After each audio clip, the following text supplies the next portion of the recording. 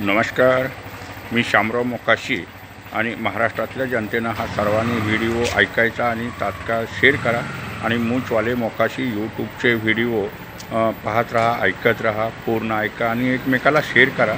म्हणजे जेणेकरून तुम्हाला RTO खात्यात कारभार कसा चालतो किंवा आपलं काम कसं करायचं ही तुम्हाला चांगली माहिती त्याच्यातून मिळेल आणि तुमच्या सहज समस्या सुटतील. आता जर आपण लायसन वगैरे जर नूतनीकरण करायचं म्हणलं तर ते ऑनलाईनच करायचं आहे. PDF बनवायची असते. समजा तुमचं वय 40 वर्षाच्या पुढचं असेल तर MBBS डॉक्टरचं सर्टिफिकेट हे लागतं.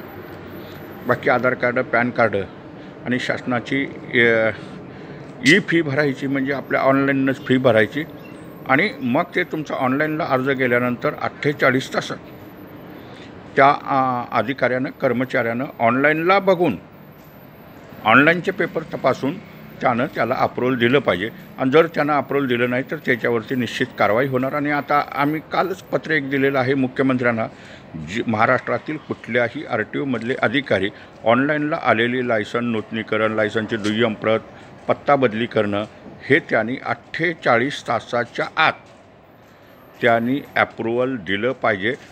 लायसन विभागातील वरिष्ठ अधिकाऱ्यानं, म्हणजे जो वरिष्ठ कार्यालयात आहे लायसन विभागात, त्यानं 48 तासात ते अप्रूव्हल दिलं पाहिजे.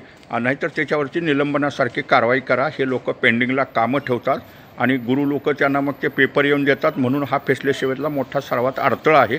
म्हणून आम्ही मुख्यमंत्र्यांना पत्र दिलेलं आहे कालच की 48 तासात कुठल्याही RTOमधला, मग ते बोरोली RTO असून द्या, अंधेरी असून द्या, विरार असून द्या, कल्याण असून द्या, सांगली असून द्या, कोल्हापूर असून द्या, ऑनलाईनला आलेलं लायसन हे 48 तासात त्यांना अप्रूव्हल केलंच पाहिजे आणि 10 दिवसाच्या आत पोस्टानं ते लायसन मिळालं पाहिजे. आणि हे जाणून बुजून अधिकारी पैसे घेण्यासाठी, कारण हे गुरु लोक आहेत, त्यांना 100-200 देत असतात प्रत्येक लायसनच्या पाठीमागं. त्यांना हातात कागद दिल्यावर मग ते अप्रूव्हल करत असतात.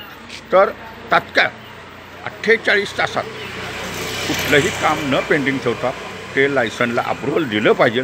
आणि जर ते लायसन अप्रूव्हल दिलं नाही तर त्या अधिकाऱ्यावरती निलंबनासारखी कडक कारवाई करा आणि ती कारवाई बी होईल. आणि जनतेनंसुद्धा लक्षात ठेवायचं आहे, ऑनलाईननं काम करायचं आहे, पेपरलेस सेवेनं काम करायचं आहे, फेसलेस सेवेनं काम करायचं आहे. आणि आता तुमचं वाहन जरी पासिंग झालं तर 48 तासात तुमचं फिटनेस जुळलं पाहिजे. नाही तर तुम्ही ऑनलाईननं तक्रार करायची आहे. ते अधिकारी होऊन जात सस्पेंड झाले तरी. असं काही नाही, पेपरलेस सेवा आहे ही. कागदच कुठला द्यायचा नाही, ऑनलाईनलाच त्यांनी संगणकावरतीच पेपर तपासायचे आहेत. आणि लायसनची कामं हे जाणून बुजून हे अधिकारी पेंडिंग ठेवतात. महिना 2 महिनेसुद्धा ते अप्रूव्हल करत नाहीत.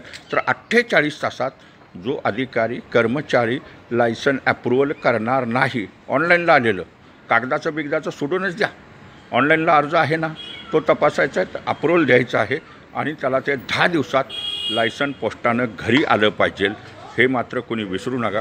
आणि जर कोणाची लायसन अशी येत नसतील तर मुख्यमंत्र्यांना तक्रार करायची, परिवहन आयुक्तांना मेल करायची. असं काही नाही की माझं लायसन इथं एवढे दिवस झालं दिलेलं आहे, साईटला आहे, हा माझ्या लायसनचा नंबर आहे, हे माझं चलानं भरलेलं आहे, पावती आहे, ही माझी जन्मतारीख आहे लायसनची, त्या मेलमध्ये करायचं. अशा अधिकाऱ्यानं माझं लायसन अजून अप्रूव्हल केलेलं नाही, 10 दिवस झालं, 12 दिवस झालं, त्याच्यावर निलंबनाची कारवाई करा.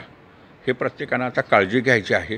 आणि जोपर्यंत तक्रारी जशा तुमच्या जातील तसे ते RTO अधिकारी आपोआप तुमची कामं करतील. 48 तासात जो अधिकारी RTO कर्मचारी लायसन विभागातला लायसन तुमचं अप्रूव्हल करणार नाही, संगणकावरचे पेपर तपासून अप्रूव्हल द्यायचं आहे. जर अप्रूव्हल दिलं नाही तर त्याची निश्चित नोकरी जाणार.